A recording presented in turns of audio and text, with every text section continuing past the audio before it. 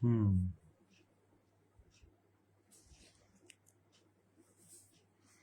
আর একটু বাদেই শুরু হবে আমাদের তমসুকায়ন রসায়ন। সকলকে নমস্কার।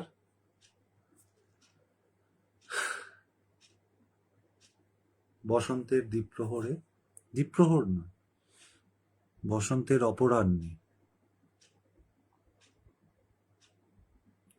শুরু করতে চলেছি কিছু বকবক।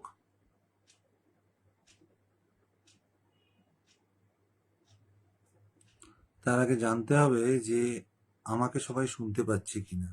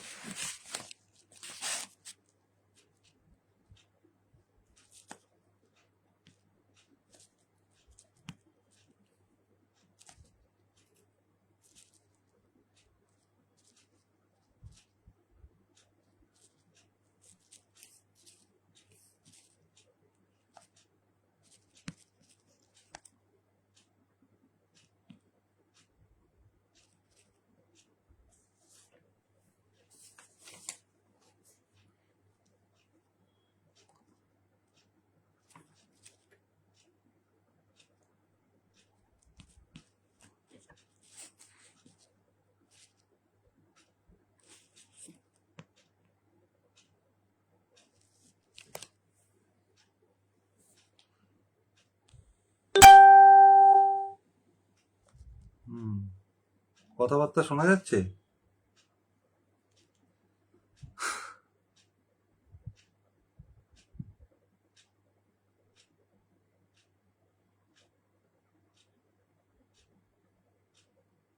কথাবার্তা শোনা যাচ্ছে আমার? সবাই জয়েন করুক। আমি জাস্ট একটু আগেই জয়েন করেছি। কটা বাজে? 4 মিনিট বাকি।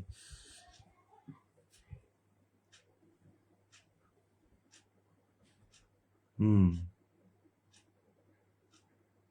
স্লো কানেকশন কেন গো?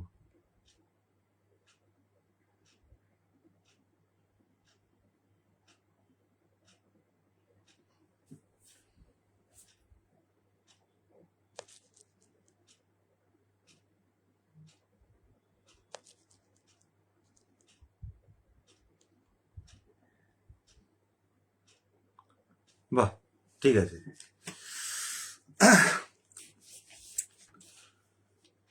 নমস্কার সবাইকে। শুরু করছি আজকের তমসুকায়ন রসায়ন।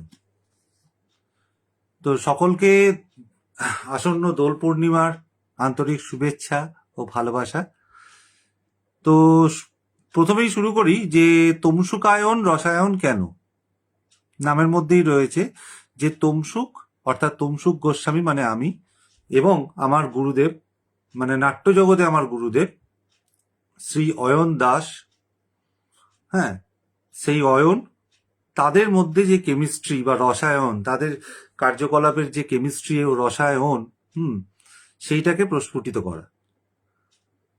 তো বেসিক্যালি আজকের লাইভটা করার প্রধানতম উদ্দেশ্য হচ্ছে যে অলৌকিকা আজও আমাদের নতুন নাটক, যেটা শ্রী অয়ন দাসের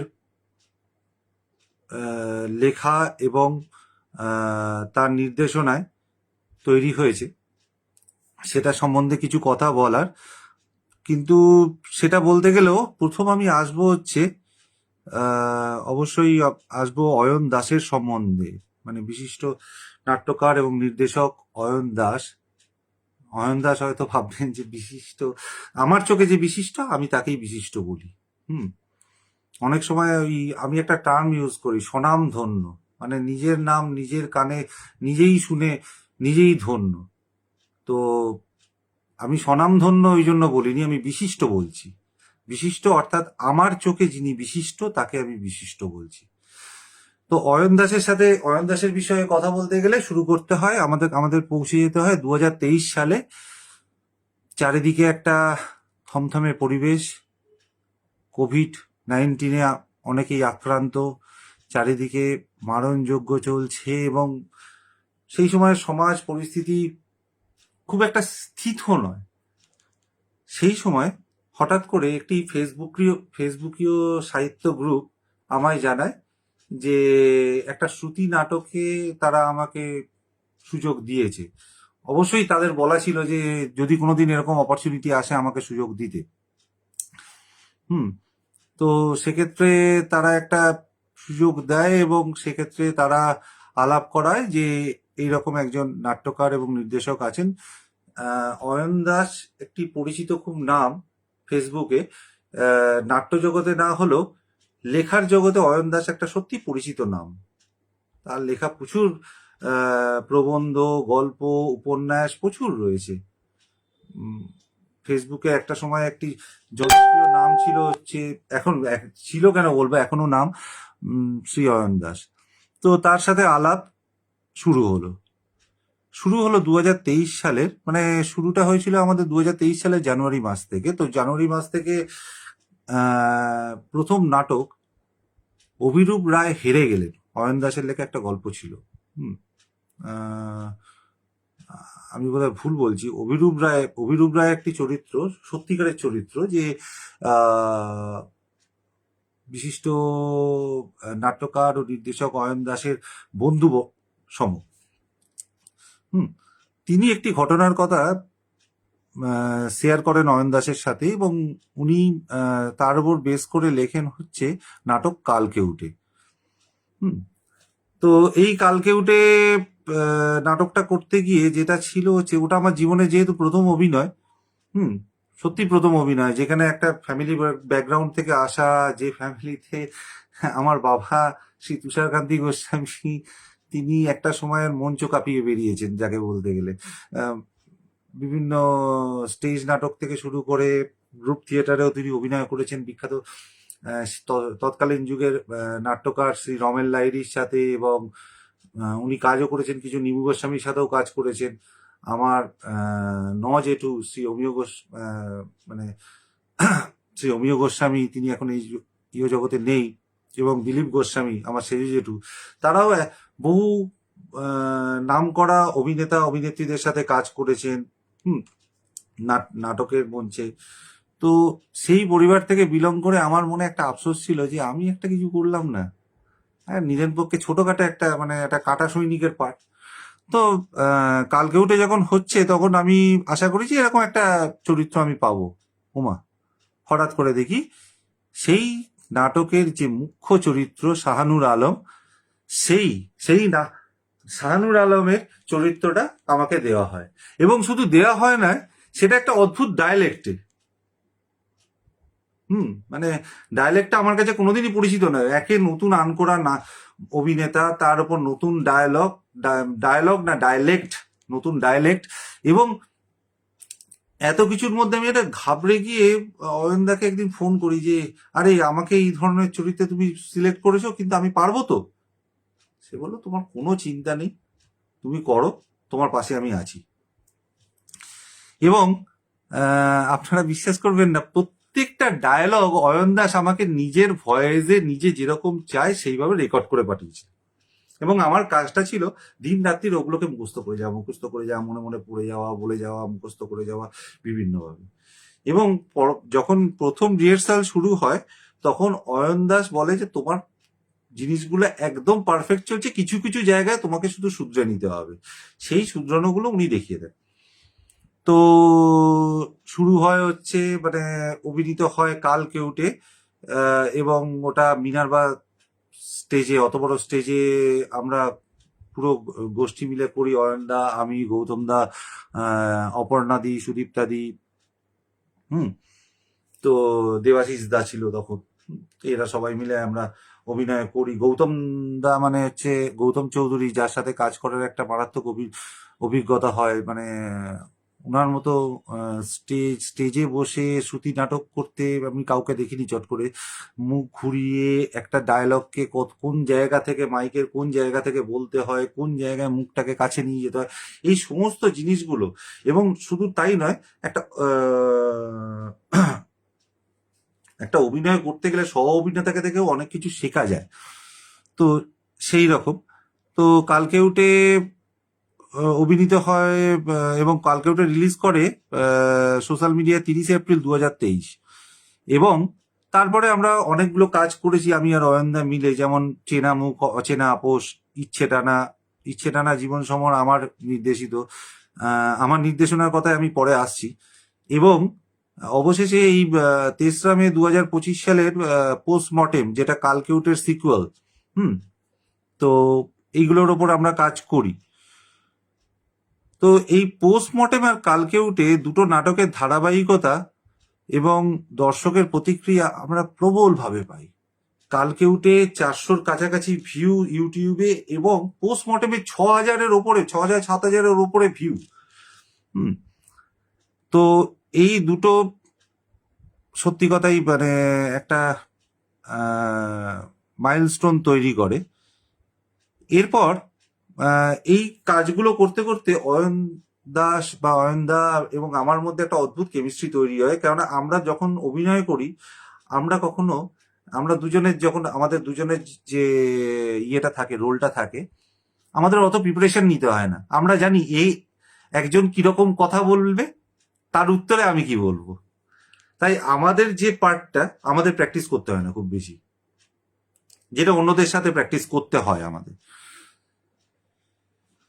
তো এই শ্রুতি নাটকগুলো পরপর করা হয়েছে। অয়নদার নির্দেশনা একটা সত্যি কথাই খুব ইম্পর্টেন্ট নির্দেশনা।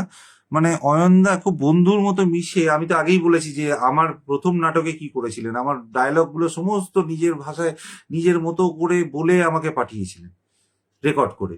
তো অয়নদা ঠিক এই কাজটাই করে, যে নির্দেশনা করতে গেলে সবার সাথে কারোরভাবে কঠোরভাবে কিছু বলেন না কিছু। যদিও সেটা একটা দুর্বলতাও বটে অয়নদার, কেননা অয়নদা সেক্ষেত্রে আমাকে সুযোগ দেয় যে তমসুক, তোমার কাজ থাকবে যারা যেটা পারছে না তাদেরকে সেটা রূঢ় ভাষায় বলো, বাকিটা আমি সামলে দেবো। তো সেই রকম কাজটা, সেই অপ্রীতিকর কাজটা আমাকেই করতে হয় অয়নদার হয়ে। তো অনেক সহশিল্পীকে বকাঝকা করি মাঝে মধ্যে, মিথ্যে নয়, তারা রেগে যায় মাঝে মধ্যে, এ কে রে বাবা, এ আবার এসে আমার কাছে এরকম ভাবে বলছে কেন। নির্দেশক রয়েছে, হ্যাঁ, নির্দেশক সেটাকে আবার পলিশড ওয়েতে বলে দেয় তাদের, না না তোমরা এরকম কিছু মনে করো না, ওর ওরকম স্বভাব, ও ওরকম বলে, হ্যাঁ ওটাকে একটু বানিয়ে নাও। তো তো সেই জন্য এক অর্থে বলতে গেলে অয়নদা আমাকে শুধু অভিনয় শিখিয়েছে তা নয়, অয়নদা আমাকে নির্দেশনাও শিখিয়েছে, যার জন্য আজকে চোরাবালি বলো বা ইচ্ছে টানা বলো বা জীবন সমর বলো, সেগুলো আমি নির্দেশনা করতে পেরেছি। কেননা এই ফ্রিডমটা তো আমার হাতে ছিল, যে আমি সহশিল্পীদের অভিনয় শুনবো, তাদেরকে কিছু বলবো, তাদের নিজের মতামত দেব। এই যে নির্দেশনা পার্টটা, এই নির্দেশনার পার্টটাও কিন্তু অয়নদার কাছ থেকে শেখা। তো বেসিক্যালি অয়নদা সম্বন্ধে বলতে গেলে, ওই আমার একটা নাটকে একটা গানের 4 লাইন বলতে হয়। সেটা ছিল হচ্ছে চোরাবালিতেই ছিল। তো অয়নদার জন্য আমি গানটা ডেডিকেট করছি। তুমি যদি হও অনন্ত আকাশ, আমি একে চিলতে রোদ্দুর, তুমি যদি তান পুরা হয়ে থাকো, আমি তা কোনো এক সুর। তো এক্স্যাক্টলি তাই, অয়নদা যদি আকাশ হয়, আমি তার রোদ্দুর। অয়নদা যদি তানপুরা হয়, সেই তানপুরার হয়তো ছোট্ট কোনো সুর হয়তো আমি। তো এই শ্রুতি নাটকগুলো করতে করতে আমাদের এক্সিকিউশনস এবং আমাদের কাজকর্মের প্রক্রিয়াটা খুব অদ্ভুত। আমরা যেহেতু অনেকেই চাকরি বাকরি করি, তাই আমরা সময় পাই না যে একসাথে মিলিত হয়ে সবাই মিলে একসাথে রিহার্সাল করব। তো আগে আগে আমরা যেটা করতাম হচ্ছে প্রথম দিকে, যে আমরা কিছু সময় বিকেলের দিকে বা সবার সুবিধে মতো কিছু একটা জায়গায় গিয়ে, বেশিরভাগ ক্ষেত্রে নন্দনে গিয়ে আমরা রিহার্সাল করতাম। একটা সময় মিতি হয়ে গেছিল, একটা সময় বিশ্বাসী হয়ে গেছিল যে নন্দনে না গেলে পরে, নন্দনে রিহার্সাল না করলে পরে আমাদের ওই নাটক বোধহয় সাকসেসফুল হবে না। তো আস্তে আস্তে আমরা সেই কুসংস্কার কেটে বেরিয়ে আসি। আমরা রাত্রেবেলা অনলাইনে রিহার্সাল করি এবং ওই এখন তো ভিডিও কল এসে গেছে, তাই একে অপরের মুখগুলো দেখা যায়। হ্যাঁ, একে অন্যের কথাবার্তা শোনা যায়, তার মুখ চোখ অভিব্যক্তি দেখা যায়। তো এই শ্রুতি নাটক নিয়ে আমাদের কোনো অসুবিধা হয় না। আর আমরা এরকমই খোলামেলা থাকি। আমি যে লোকজনকে বকাঝকা করি তা নয়, কিন্তু শুধু অন্যেরাও আমাকে অনেক সময় ভুল ধরিয়ে দেয়, এই তোমার এটা হচ্ছে না, এই তোমার শয়ের দোষ হচ্ছে, যেটা আমার খুব হয়। আমার শয়ের দোষ প্রচুর রয়েছে। হ্যাঁ, ওই শ্যামবাজারের শশীবাবু শশা খেতে খেতে সশরীরে স্বর্গে গেলেন, এইরকম গল্প আমার রয়েছে, ঠিক আছে। তো এটা মাঝে মাঝে ধরিয়ে দেয়। কালকে উঠেতে কিছু কিছু জায়গায় সেদিন ছিল জ্যৈষ্ঠ মাস, তো সেইটা বলতে গিয়ে আমি শয়ের দোষ এত আসছে, লাস্টে আমি পাল্টেই দিলাম ওটা, অদিন ছিল জ্যৈষ্ঠ মাস। আমরা এই দাওয়ার পরে শুয়েছিলাম, এই যে সুটা এসে যাচ্ছে, তো ওখানেও আমি ঘুমাইছিলাম বলেছিলাম। তো ডায়লগটা লাস্টে এরকম দাঁড়ালো, অদিন ছিল জ্যৈষ্ঠ মাস, আমরা এই দাওয়ার পরে ঘুমাইছিলাম। তো এইরকম ব্যাপার। ডায়লেক্ট গুলো কালকে উঠে খুবই ডেঞ্জারাস ছিল, মানে সব থেকে ডিফিকাল্ট নাটক ছিল ওইটা কালকে উঠে, মানে ওইটা। আর তারপরে পোস্টমর্টেমে যেটা ছিল হচ্ছে সব থেকে ইম্পর্টেন্ট ব্যাপার, পোস্টমর্টেমে আমাকে অয়ন্দা বলেছিল তুমি তমসুকের মতো অভিনয় করবে, মানে তমসুক সাব ইন্সপেক্টর হলে যেরকম হয় তুমি সেরকম করবে। তো ওটা আমার কাছে খুব ডিফিকাল্ট ছিল, এতখানি রোল, এতখানি ডায়লগ, খুব সিম্পল এবং এমন ভাবে বলতে হবে যাতে আমাকে দেখা না যায়, কেউ যেন পুরো নাটকটার মধ্যে আমাকে আইডেন্টিফাই না করতে পারে। আর মনে তো একটা সবসময় থাকে না যে একটা নাটক করছি, এমন একটা ডায়লগ দেবো গলাটাকে কাঁপিয়ে, মানে একটু ভারী দিয়ে, যে আমাকে যেন দেখা যায়, মানে নাটকে যেন সবাই আমাকে শুনতে পায় ভালো করে, মানে যেন তমসুক গোস্বামীকে চিনতে পারে লোকে। কিন্তু ওই নাটকে এই শর্ত ছিল না। ওই নাটকে এমন রফিকের চরিত্রটা এমন হবে যে অভিরূপ রায়কে লোকে চিনবে, কিন্তু রফিককে কোনোভাবেই লোকে আইডেন্টিফাই করবে না। একটা সামান্য সাব ইন্সপেক্টর যেরকম ভাবে থাকে, ঠিক একটা ইন্সপেক্টরের ছায়ার মধ্যে, ছত্র ছায়ার মধ্যে ঠিক সেই কাজটা করব। অবশ্যই অভিরূপ রায়ের পার্টটা সৌম্যদা খুব ভালো করেছিল, মিথ্যে নয়, এবং তার জন্য অনেক খাটাখাটনি অয়নদাকে করতে হয়েছে বটে। কিন্তু অভিরূপ রায় গৌতমদার মিথ থেকে গৌতমদা যে মাইলস্টোন কালকে উঠে তৈরি করে গেছিল, তার জায়গায় সৌম্যদাকে চুজ করা ওই ভয়েসটার জন্য, এবং সেই জায়গায় প্রচুর খাটাখাটনি করে অয়নদা সৌম্যদাকেও একটা জায়গায় তৈরি করে দিয়েছিল। তো এই শ্রুতি নাটকে করতে গিয়ে কিছু কিছু জিনিস আমার মনে হয়েছে, যেমন যে শ্রুতি নাটকে যেটা সব থেকে বেশি ইম্পর্টেন্ট সেটা হচ্ছে উচ্চারণ। আমার উচ্চারণ খুব একটা ভালো নয়, আমি অকপটে স্বীকার করছি। সেগুলো আমাকে মাঝে মাঝে অয়ন্দা আমাকে এইগুলোই ধরিয়ে দেয়, কিন্তু যে তোমার এই জায়গায় এই উচ্চারণটা ভালো হচ্ছে না। যেমন আমি আমার স্ত্রী আমাকে মাঝে মাঝে খুব ট্রোল করে যে আরে তুমি তো বারান্দা বলতে না, তুমি তো বলতে বারন্দা। তো এই নাটকেও, এই আমাদের অলৌকিকা আজতেও একটা জায়গায় ছিল সম্মান। আমি ছোট বয়স থেকে সম্মান বলতাম, অয়ন্দা ঠিক করে দেন না, ওটা সম্মান নয়, ওটা সম্মান। এবং আরেকটা জিনিস হচ্ছে যে সঠিক উচ্চারণ, মানে কোনো এই যেটা বললাম সঠিক উচ্চারণ। তারপর ভয়েস মডিউলেশন মানে কোনো কথাকে কোন জায়গায় কিভাবে বলবে।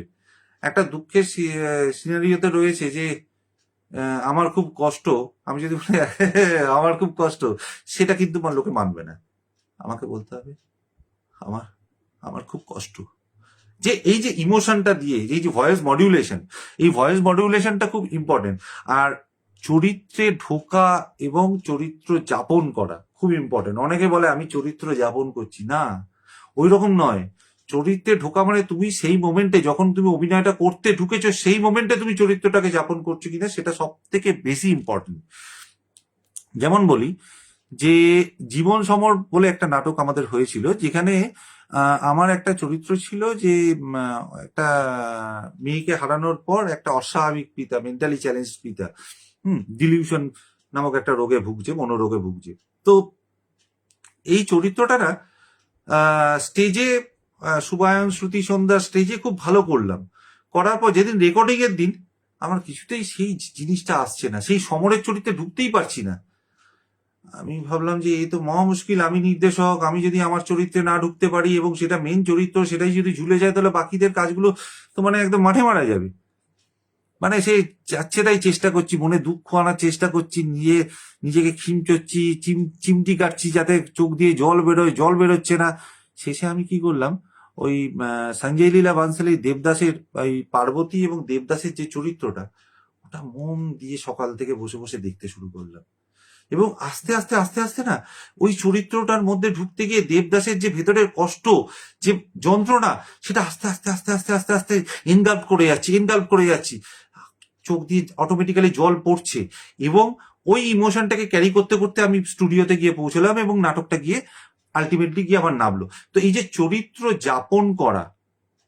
যাপন করা আমি সারাদিন প্র্যাকটিসের সময় চরিত্র যাপন করলাম আর ফাইনালে গিয়ে চরিত্র যাপন করতে পারলাম না, এটা নয়। চরিত্র ওই মোমেন্টে যাপন করা, মানে কালকে উঠে যে দৃশ্যটা, যে সময় পুলিশ ইন্সপেক্টর টানতে টানতে নিয়ে যাচ্ছে শাহানুর আলমকে, সেই সময় একটু হাত টানা হাঁচিরা হাঁপানি এগুলো থাকে।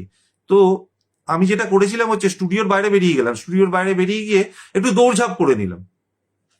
লোকে হয়তো দেখে বাজে মাথা খারাপ হয়ে গেছে নাকি, হঠাৎ অকারণে দৌড়ঝাঁপ করছে কেন। আমি দৌড়ঝাঁপ করলাম, হাঁপানি আনতে হবে, অত সহজে হাঁপানি আনা যায় না, হাঁপানি আনতে হবে। দিয়ে না কোনো রকমে নিজেকে জোরসে একটা চিমটি কাটলাম, যে একটা যন্ত্রণা, একটা যে ছটফটানি। এবং যখন আমি অভিনয়টা করতে গেলাম খুব খুব আমাকে হেল্প আউট করলো সেটা। আরেকটা হচ্ছে নির্দেশকের ভূমিকা শুধুমাত্র চরিত্র বিশ্লেষণ করে দেওয়া বা কে কোন রোলটা করবে সেটা বলা নয়, কে কোন জায়গায় কোন কথাটা কিভাবে বলবে, তার পরিস্থিতিটা কি, সেই পরিস্থিতি সার্কামস্টান্সেস বুঝিয়ে দেওয়া। আজকে প্রচুর বড় বড় নায়ক নায়িকা অভিনেতা অভিনেত্রী সবাই রয়েছেন, সবাই আমি হলপ করে বলতে পারি যদি নির্দেশক যদি না বলে দেয় যে কোন পজিশনে কোন ডায়লগটা কিভাবে বলবে, কোনো নায়ক নায়িকা অভিনেতা অভিনেত্রী কোনো দিনই বড় কাজ করতে পারবে না, তাদের যতই স্কিল থাক। কেননা একমাত্র নির্দেশকই জানেন যে কোন জিনিসটা কিভাবে এবং সেই সিনটা কিরকম এবং সেই সিনের মতো করে অভিনেতা অভিনেত্রী কিভাবে বলবে। তো এই জিনিসটা অয়নদা খুব ভালো করে, অয়নদা সিন খুব ভালো বোঝাতে পারে। অবশ্যই অয়নদার কাছ থেকে আমি শিখেছি, সিন বোঝানো জিনিসটা খুব ভালোভাবে শিখেছি। তো আমরা এই জিনিসগুলো খুব করি যে আমরা যখন শ্রুতি নাটক করি তো তখন আমরা মাথায় রাখি যে সিনটা বোঝানো, যে একটা সিন কিরকম করতে হয়। যেমন এই অলক্তিকা আজোতেও আমরা যে কাজটা করেছিলাম সেখানে হচ্ছে ইলোরা চরিত্র, যেটা ববিতাদি অভিনয় করেছে। তো ইলোরা চরিত্রে ছিল একটা মদ খাওয়ার অভিনয়, একটা ইনটক্সিকেটেড অভিনয়, ঠিক আছে। তো যেটা ববিতাদি বলছে আমি তো কোনোদিন মদ খাইনি, তো কিভাবে করব। অয়নদাও অনেক কথা তাকে বলেছে। তো আমার সামহাও মনে হলো একটা জিনিস যদি ববিতাদিকে খুব ক্লিয়ার করে দেওয়া যায়, সত্যি কথাই যে মদ খাইনি কোনোদিন, তাকে কিভাবে আমরা মদ খাওয়ার অভিনয় করাতে পারি। তো আমরা সেই জন্য ববিতাদিকে আমি বললাম, ববিতাদি চিন্তা করো সারাদিন প্রচুর খাটাখাটনি গেছে, প্রবল খাটাখাটনি, হ্যাঁ খাটাখাটনি দৌড়ঝাঁপ সব শারীরিক কষ্ট হয়ে তার আগের দিন রাত্রিবেলা ঘুম হয়নি। এইরকম অবস্থায় যখন রাত্রিবেলা তুমি শুতে যাচ্ছ সেই সময় তোমার হাজবেন্ড বা তোমার ছেলে তোমাকে কিছু বলার চেষ্টা করছে, বলছে মা ভাত খেয়ে নাও, তুমি তার সাথে কিভাবে কথা বলছো, কি রকম ভাবে কথা বলছো, এটাকে বোঝার চেষ্টা করো। ববিতাদি বললো দারুণ জিনিস, তো এটা করে দেখা যাক। এবং ফাইনালি ববিতাদি যেটা করেছে খুবই দুর্দান্ত। তো অলক্তিকা আজও বলার আগে চরিত্রগুলো বলে নি। পুরো নাটকটাকে একটা সুতো দিয়ে যদি কেউ গেঁথে থাকে পুরো, আহ, আগে অলক্তিকা আজোর, কেন অলক্তিকা আজও কেন বলি, অলক্তিকার ঘটনাটা হচ্ছে আমাদের, এটা হচ্ছে একটা অদ্ভুত ধরনের নাটক, যে নাটকটায় ঐতিহাসিক, সামাজিক, রাজনৈতিক এবং পুরাণের সংমিশ্রণ রয়েছে। ঐতিহাসিক কেন? কেননা এখানে রাজা নরসিংহ দেবকে টানা হয়েছে। পুরাণ কেন? এখানে শ্রীকৃষ্ণ সাম্যর ঘটনা উল্লেখিত হয়েছে। রাজনৈতিক এবং রাজনৈতিক কেন? কেননা এখানে কথায় কথায় একটি বিশেষ রাজনৈতিক দলের প্রসঙ্গ চলে এসছে। হ্যাঁ, যদিও সেটা নাটকের স্বার্থেই অবশ্যই। হুম। এবং সামাজিক, সামাজিক কেন না, কিছু সামাজিক অবক্ষয়ের এখানে নিদর্শন দেখানো হয়েছে। যেমন আধুনিক যে ফেসবুকীয় লেখালেখির জগৎ যেটা, সেটা কিরকম, সেখানে কি ধরনের অবক্ষয়, কি ধরনের কিছু স্বার্থান্বেষী মানুষের স্বার্থ সিদ্ধির যে নোংরা রূপটা, সেটা এই এই নাটকটার মধ্যে দিয়ে উঠে এসছে। হ্যাঁ, এবং অলক্তিকা যে চরিত্রটাকে টানা হয়েছে, অলক্তিকা বলতে গেলে তার আগে আমরা আমাদের যেতে হয় হচ্ছে কোণারক সূর্য মন্দিরে চলে যেতে হয়। তো এই কোণারক সূর্য মন্দিরের একটা অদ্ভুত বিশেষত্ব আছে। তৎকালীন বিশিষ্ট স্থপতীয় কারিগর বিশু মহারানা, বিশু মহারানা হচ্ছে মহারাজের একটা বিশিষ্ট স্থপতীয় কারিগর। কোন মহারাজ? গজরাজ, গজপতিরাজ মহারাজ নরসিংহদেব, তার আদেশে বিশু মহারানা এই কোণারক সূর্য মন্দিরটা নির্মাণ করেন এবং তার গায়ে মন্দির গাত্রে ভাস্কর্যের কাজটাও তাকেই দেওয়া হয়।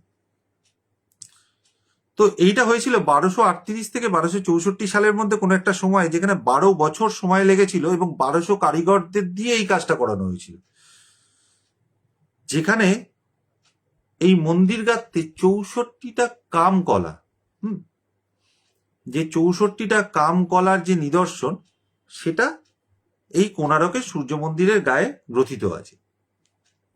এইবার ব্যাপারটা হচ্ছে যে কখনো কখনো এই একটা মিথ মানে চারিদিকে ছড়ানো আছে যে অলক্তিকা সেই সময়কার একটি কল্প নগণ্যটি, তার সম্বন্ধে ইতিহাসে কিছু বলা নেই অবশ্যই। সেই অলক্তিকা মনে করা হয় যে এই নগণ্যটি নিজের ছলা কলায় মহারাজ নরসিংহ দেবকে মুগ্ধ করে এবং নিজের কাম কলা দিয়ে মহারাজ নরসিংহ দেবকে মুগ্ধ করে ওই গুহা চিত্র নির্মাণের দায়িত্বটা পান।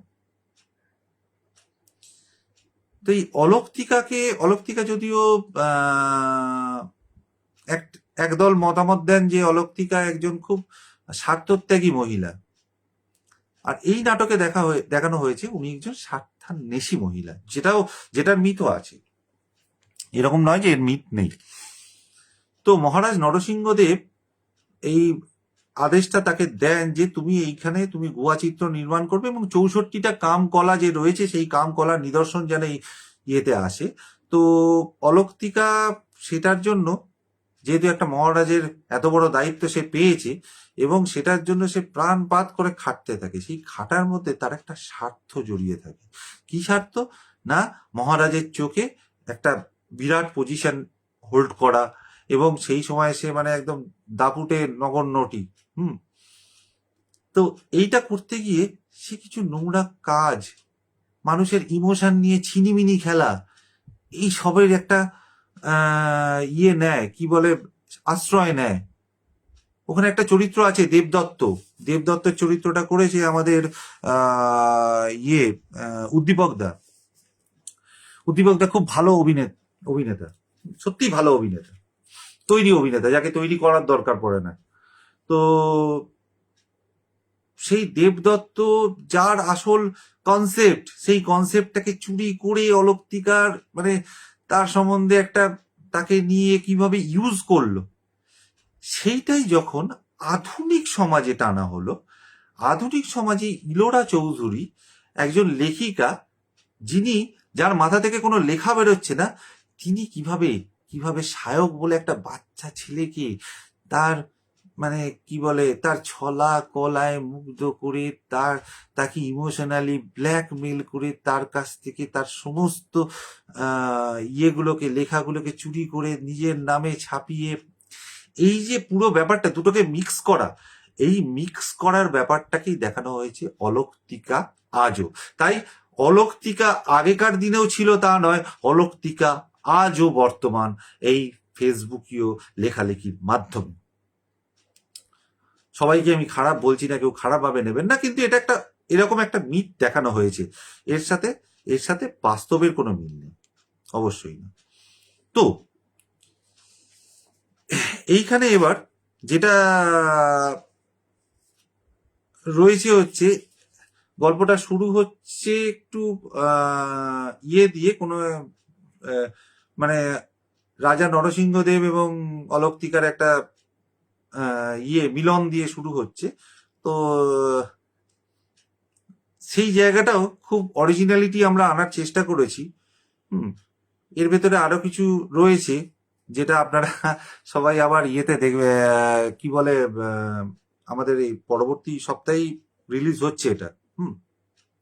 ইচ্ছে তো আছে দোলের মধ্যে রিলিজ করার চেষ্টা, দেখা যাক কিভাবে কতদূর আমরা সফল হয়ে উঠতে পারি। তো অবশ্যই আপনারা দেখুন, এটা আপনারা শুনুন। শ্রুতি নাটক হচ্ছে এমন একটা জিনিস যেটা মানুষের অন্তরে প্রবেশ করে। আমরা ভিজুয়ালাইজ করি অরিজিনাল নাটক বা অরিজিনাল সিনেমা, ভিজুয়ালাইজ করে সেটা মাথার মধ্যে যায়, আমাদের গুরু মস্তিষ্কে যায়। শ্রুতি নাটক আমরা কানে শুনি, কান থেকে আমাদের মাথায় যায় না, প্রথম যায় হচ্ছে এই হৃৎপিণ্ডে গিয়ে ধাক্কা দেয় সেই ইমোশনস গুলো। এক্ষেত্রে আমি বলতে পারি, অ্যালেন বেনেট বলেছিলেন, radio drama is the purest form of theatre because it lives entirely in the imagination of the listener. আপনারা সৌম্য মিত্রের নাম শুনেছেন, প্রখ্যাত নাট্যকার এবং নাট্যশিল্পী, নাট্যাভিনেতা। তিনি বলেছেন, নাটক কেবলমাত্র অভিনয় নয়, এটা মানুষের অন্তরের সত্যকে প্রকাশ করার এক মাধ্যম। শব্দকে শুধু উচ্চারণ করলেই হয় না, শব্দের ভেতরে যে সঙ্গীত লুকিয়ে আছে তাকে বের করে আনাই কণ্ঠশিল্পীর কাজ।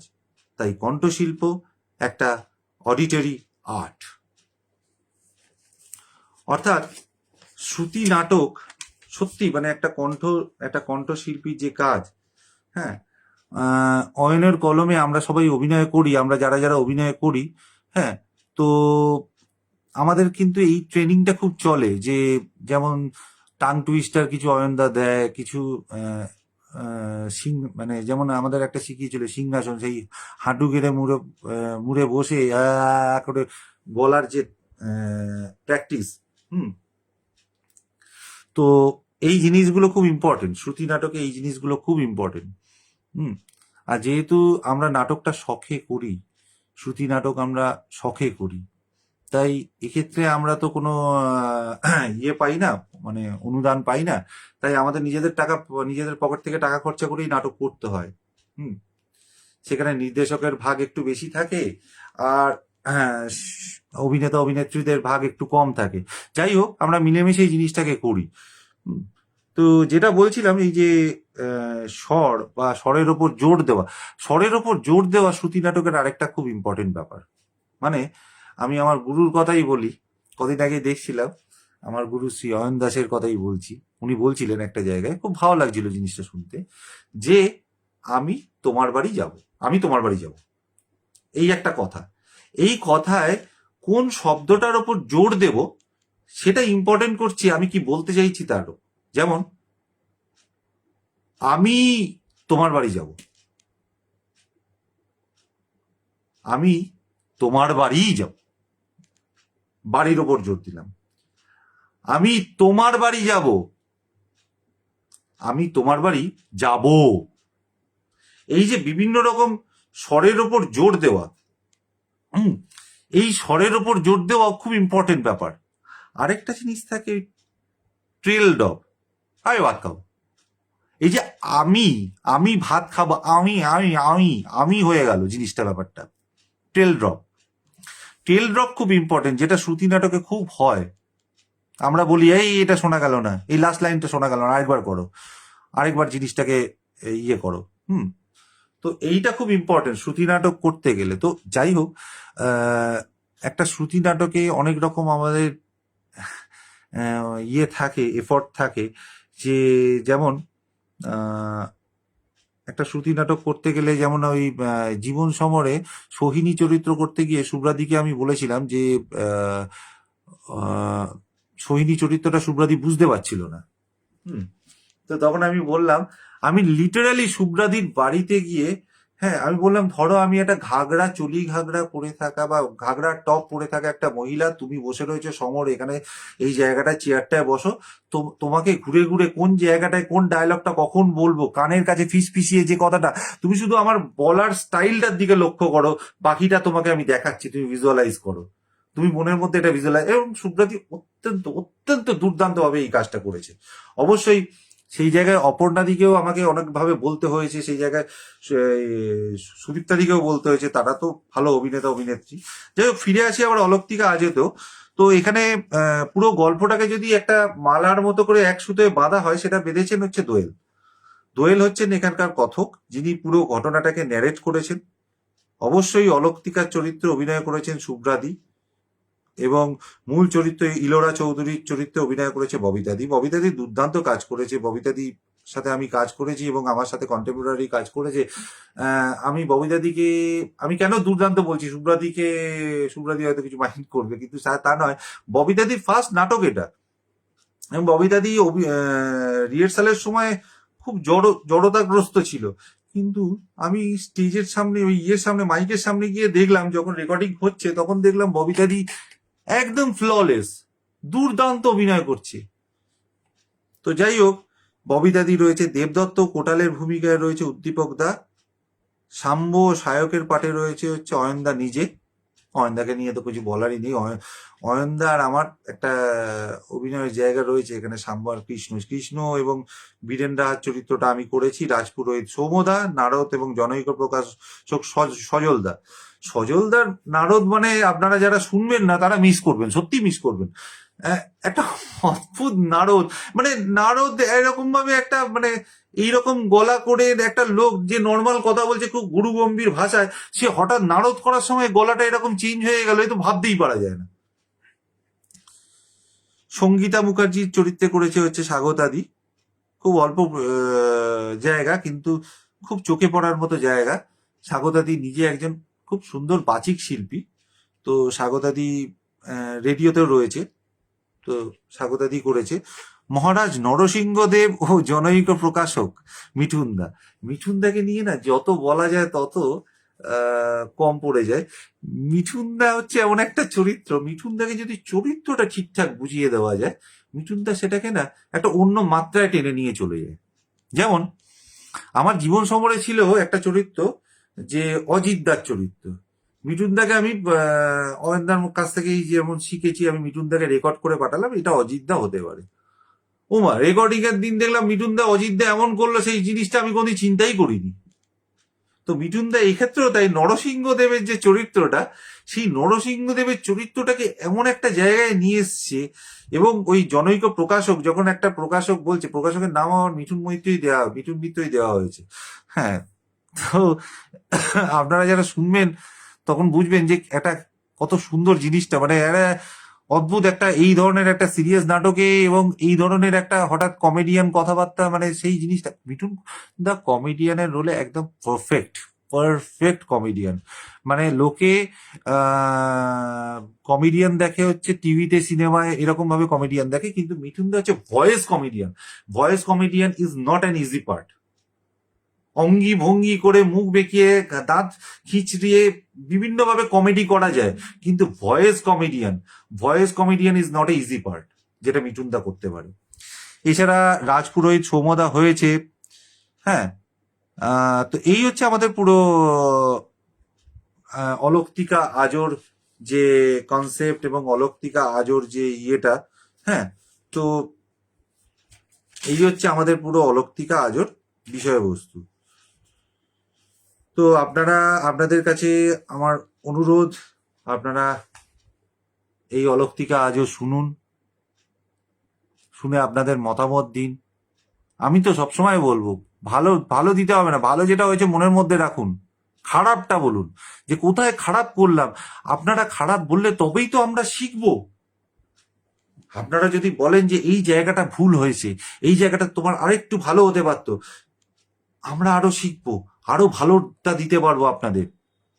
হুম। তো সেই জন্য বলছি, অবশ্যই ভালো যেমন বলবেন তেমনি খারাপটা আমি সবসময় শুনতে চাই, খারাপটা, যে আমি কোথায় ভুল করলাম, কোথায় আমার আরো উন্নতি করার জায়গা ছিল, সেই জায়গাটা বলুন। হুম। তো আমরা মোটামুটি অনেকটাই বলে ফেলেছি আমি। হুম। অনেক কিছুই বলা হয়ে গেছে, কারোর যদি কোনো প্রশ্ন থাকে করতে পারেন অবশ্যই। হ্যাঁ। তো আমি এতক্ষণ কমেন্টগুলো তো দেখিইনি, বাবা স্বাগতাদি লিখেছে যে দেখছি হ্যাঁ, না, দেখি। আমাকে দক্ষিণা দিও হৃদয়ে থালি ভরে, ববিতা দি, বাহ, সত্যি কথাই। আমরা, সৌমি লিখেছে যে ভালো ইয়ে হচ্ছে, কি বলে, কোথায় গেল, দেখলাম যে অয়নদা লিখেছে রফিক তোমার সেরা কাজ। সত্যি অয়নদা, মানে রফিক আমার কাছে সেরা কাজ, মানে ওই রকম কাজ আমি সত্যি কথা কোনোদিন চিন্তা করিনি যে ওই রকম কাজ করতে হতে পারে। এবং মন, একটা মন বলছে যে আরে এইখানে এত ডায়লগ রয়েছে, দে ফাটিয়ে, ভালো রকম ভালো গলাটাকে চেঞ্জ কর, মডিউলেশন দে। আরেকটা মন বলছে না, আমার নির্দেশকের নির্দেশ রয়েছে কিন্তু এই জায়গায় যেন আমাকে দেখতে না পাওয়া যায়। তো এইটা যে কত বড় কঠিন কাজ। হ্যাঁ, এতগুলো ডায়লগ, একটা দুটো ডায়লগ থাকলে ঠিক আছে, কিন্তু এতগুলো ডায়লগে নিজেকে সংবরণ করে রাখা, এটা আমার কাছে সত্যি হ্যাটস অফ। হুম। আর সৌমি লিখেছে Ayan Das really a fantastic teacher, he guides with a great efforts with and care with people detailing. সত্যি কথা, এটা একদম ঠিক কথা, এটায় কোনো দ্বিমত নেই সৌমি। তো এই হচ্ছে মোটামুটি জিনিসপত্র। হুম। আমাদের শ্রুতি নাটক, শ্রুতি নাটক খারাপ নয়, আপনারা সবাই করতে চাইলে যদি কেউ ইচ্ছুক থাকেন, যে মনে করেন, এই তো আমার এক বন্ধু সুপ্রিয়। হুম। সুপ্রিয় জার্মানিতে থাকে। ও আমাকে অনেকদিন ধরে বলছিল যে আহ, তুই এত নাটক করিস, আমাকে এটা করতে দেয় না, তুই জার্মানিতে কি করে করবি, বলে আমি রিহার্সাল করে নেবো তোর সাথে অনলাইন, কিন্তু আমি রেকর্ডিং, বলো রেকর্ডিং, তো আমি তো ওই সময় ফিরছি। তো সেই সময় দেখা গেল সুপ্রিয় ফিরছে না, তো সুপ্রিয়র রেকর্ডিং পার্টটা আমি ওকে বললাম তুই একটা ফাঁকা ঘরে রেকর্ড করে আমাকে পাঠিয়ে দে, বাকিটা আমি বুঝে নেবো কি করে করতে হয়। তো ওই পার্টগুলো, ওর একটা দীর্ঘ কনভারসেশন ছিল, সেই কনভারসেশনের পার্টগুলোকে আমি কেটে কেটে ওর কাছ থেকে রেকর্ডিং নিয়ে এসে আমি বসিয়ে দিয়েছি। যেমন এখানে আমার বাবাকে একটা জায়গায় আমি ইউজ করেছিলাম, হচ্ছে এই ইচ্ছেটানাতে, যে একটা ক্রিকেট কমেন্ট্রি, তো বাবার কাছ থেকে রেকর্ড করে নিয়ে গিয়েও সেটা আমি দিতে পেরেছি। তো শ্রুতি নাটকে আপনারা যারা অভিনয় করতে চান অবশ্যই আসুন, অয়নের কলমে আসুন। অয়নের কলম শুধু এখানে অয়নদারই লেখা এবং অয়নদারই অভিনীত বা অয়নদারই নির্দেশিত নাটক, অভিনীত শ্রুতি নাটক এখানে ব্রডকাস্টেড হয় তা নয়, অন্য অনেকেরও নাটক ব্রডকাস্টেড হয়। তারপরে আমাদের কিছু শ্রুতি সন্ধ্যা আছে, যেখানে শ্রুতি নাটকের কম্পিটিশন হয়, অবশ্যই অয়নদার পরিচালনায় সেটা সম্পন্ন হয়। হুম। শুভায়ন শ্রুতি সন্ধ্যা বলে, তো সুব্রাদিও থাকে সেখানে সহকারী হিসেবে। তো সেখানে বড় বড় বিখ্যাত বিখ্যাত শ্রুতি নাট্যবিদ বা নাট্যকার তাদেরকে নিয়ে আসা হয়, তাদের উপস্থিতিতে তাদের জাজমেন্টে বিচার করা হয় যে কোন শ্রুতি নাটকটা ভালো হয়েছে, সেরকম হয়। তো যাই হোক, এই যে ফেসবুকীয় ব্যাপারটা একবার ফিরে আসি, যে আহ, ফেসবুকীয় আলোচনা, ফেসবুকীয় লাইভ, ফেসবুকীয় আলাপচারিতায় তৈরি শ্রুতি নাটক এবং ফেসবুকীয় কি বলবো, ফেসবুকীয় নোংরামি, পরিষ্কার কথা, আমি সোজা ভাষা সোজা কথা বলতেই ভালোবাসি। তো ফেসবুকীয় নোংরামি, সাহিত্যে নোংরামি, ঠিক আছে। তো এই জিনিসগুলো অবশ্যই অবদান তো ফেসবুকের। তো ফেসবুকে লোকে বলে ফেসবুকের সুফল আর কুফল নিয়ে বলতে, তো ফেসবুকের অবশ্যই সুফল হচ্ছে এই জিনিসগুলো। একটা সময় এই যে লকডাউনের সময় সত্যি আমি একটা মেন্টালি চ্যালেঞ্জের মধ্যে দিয়ে হাঁটছিলাম, যে একটা নার্ভাস ব্রেকডাউন হয়ে গেছিল, যে আরে ঘরে বসে বসে আমার মতো এরকম বকবকিয়া করনেওয়ালা লোক এরকম ঘরে বসে খালি অর্ডার তুলছি, অর্ডার সেলস করছি, এই জিনিসগুলো থেকে মানে একটা কনফিডেন্স লুজ করে গেছিল। তো এই ফেসবুক হচ্ছে এমন একটা প্ল্যাটফর্ম, যে আমাকে লিখতে শিখিয়েছে, যে আমাকে, যার জন্য আজকে আমার দুখানা বই বেরিয়েছে, যার জন্য আজকে আমি লিখতে শিখেছি, যার জন্য অভিনয় করতে শিখেছি, যার জন্য আমি নির্দেশনাও করেছি। তো ফেসবুকের তো অবশ্যই সুফল আছে, যদি আপনারা ভালোভাবে যে কোনো জিনিস আপনারা যদি ভালোভাবে ইউজ করেন তার অবশ্যই সুফল আছে। অবশ্যই কুফলটাকে বাদ দিয়ে যদি আমরা সুফল নিই তাহলে তার সুফল আছে। এই তো ফেসবুকে আমাকে একজন বলেছিল, যে ওই যে ফেসবুকে সাহিত্য গ্রুপের কথা বলছি, যে তারা বলেছিল যে তোমার লেখা পাতে দেওয়ার মতো না, বলেছিল, ভালো লেগেছিল। তা আমি বললাম যে ঠিক আছে, পাতে দেওয়ার মতো নয়, কিন্তু আমি তো দিচ্ছি ফেসবুকের ওয়ালে, তো সেটাই আপনারা বাধা দিচ্ছেন কেন? কি কি ভুলটা কোথায় আছে বলুন? তাহলে না, ভুল বলা যাবে না, কিন্তু তোমার লেখা পাতে দেওয়া না। ঠিক আছে, তাহলে যেখানে, তাহলে উপায় কি? তাহলে আমি লিখবো কোথায়? বলো তুমি তোমার মতো একটা জায়গায় একটু খাতায় বা পত্রে তুমি নেট প্র্যাকটিস করো। আমি ঠিক করলাম, আচ্ছা তাহলে ঠিক আছে, তাহলে সাহিত্যের নেট প্র্যাকটিস বলে একটা গ্রুপ তৈরি করে দিই। সেই গ্রুপে যারা আমার মতো অনামী লেখক রয়েছে তারা ওই লেখালেখি করবে ওখানে।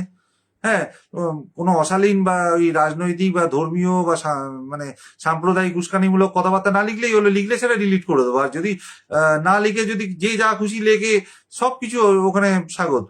মানে যে কোনো ধরনের কবিতা লিখুক, আসলে না মানে কবিতা বা লেখার না কোনো মানদণ্ড হয় না। আমি বিচার করছি আপনার লেখা, কি করে সম্ভব? আমি কে হরিদাস পাল? আমি যত বড়ই লিখিয়ে হই না কেন, আমার 500খানা বই রয়েছে, তাতে আমি তারপরেও আমি বলতে পারবো না যে আপনি যার দুখানা লেখা বেরিয়েছে আপনার লেখাটা ভালো কি খারাপ, সেটা বিচার করবে সামগ্রিক পাঠক, সামগ্রিক পাঠক, পাঠিকারা সবাই বিচার করবে।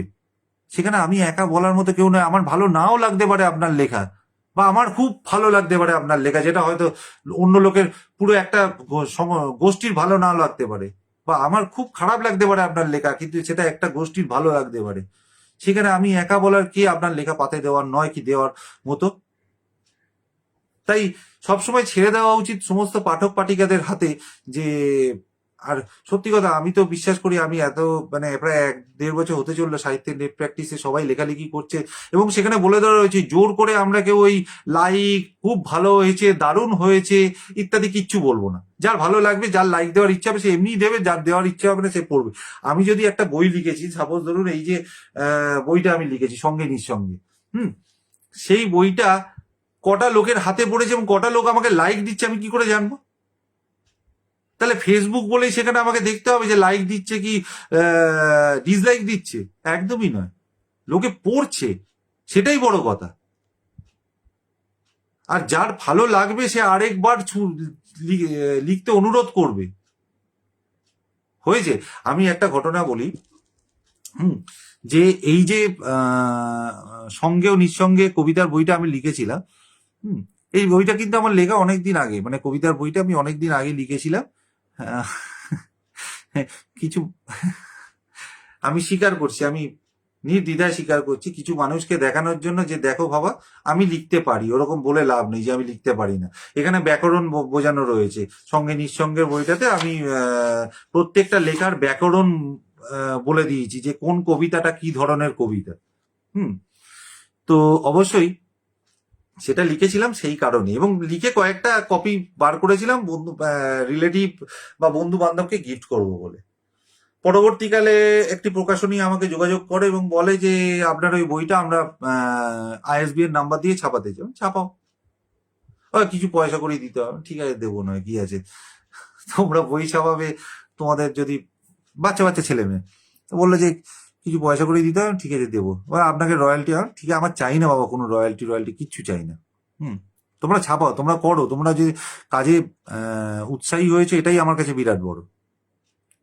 তো তারা বইটা ছাপিয়েছে।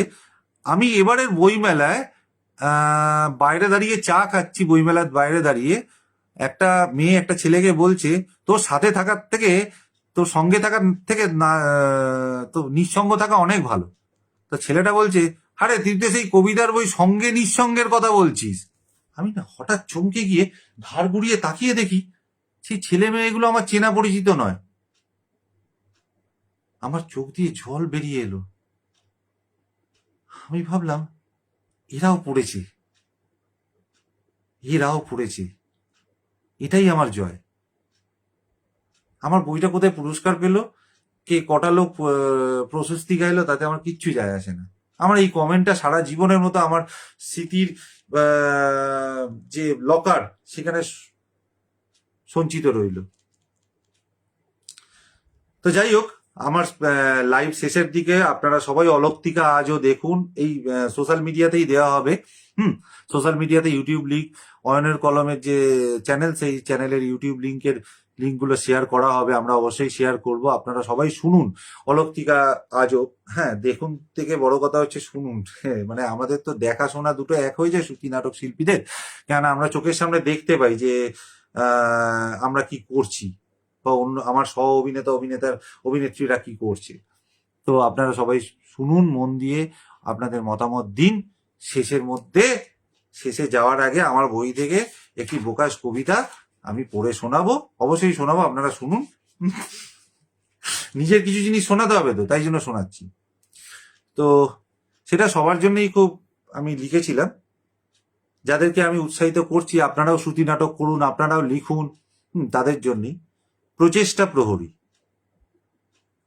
করতে হবে, এখনই করো, বিশ্বাসস্থায়ী চাকা। করতে হবে, এখনই করো, বিশ্বাস চাই থাকা, বয়ে যায় শতা জীবনের স্রোত, সময়ের ধাক্কা। নাড়লে করা সুযোগ, খোলো মনের রুদ্ধ দ্বার। জলে পড়ে ডোবা তখনই, যদি না কাটা সাঁতার। লোহা লোহিত তখনই হয় আঘাত হানার পরে। সাধনা বায়ুর পরশ পেলে সমৃদ্ধি পত্র নড়ে। সঠিক পথে থেকে কি লাভ, যদি না চলতে থাকা। জীবনের পথ কঠিন হলেও চলতে হবে একা। জীবনতরি শুধু ভাসিয়ে নয়, বাইতে হবে দাঁড়। মনের জোরে করতে হবে জীবনকে পারাপার। স্বপ্ন দেখার সঙ্গে জড়িয়ে কৃতিত্বের আস্ফালন। অপচয় যেন হয় না সময়, সীমিত এ জীবন। প্রচেষ্টার গাড়ি চলতে থাকুক, চালক উদ্যোগ। সংগ্রাম পথে কৌশল হোক পথের প্রদর্শক। উদ্যোগাগ্নি ছড়িয়ে পড়ুক প্রতিদিনের ছন্দে। চেষ্টা রতির সুবাস মিশুক সবার ভালো মন্দে। যা কিছু যেন শুরু করে হোক আসুক সফলতা। স্থির প্রত্যয়ে লেখা হোক জীবনের জয়গাথা। কর্মালিন্দে অনুরণিত হোক উদ্যোগ স্পন্দন। সাফল্যের পথে প্রচেষ্টা হোক একমেব বন্ধন। আজকে এটুকু বলেই আপনাদের সকলকে প্রণাম জানিয়ে আমি আমার লাইভ শেষ করছি। কেননা এইবার আসতে চলেছে আমাদের সেই বহু প্রতীক্ষিত খেলাটা, ইন্ডিয়া ভার্সেস ওয়েস্ট ইন্ডিজ। আজ ইন্ডিয়াকে যেভাবেই হোক জেতাতেই হবে আমাদের সম্মানের প্রশ্ন, আমাদের ওয়ার্ল্ড কাপের সেমিফাইনালে উঠতেই হবে। তাই সবাইকে প্রণাম জানিয়ে, সবাইকে শুভ সন্ধ্যা জানিয়ে আমি আমার লাইভ এখানেই শেষ করছি। নমস্কার।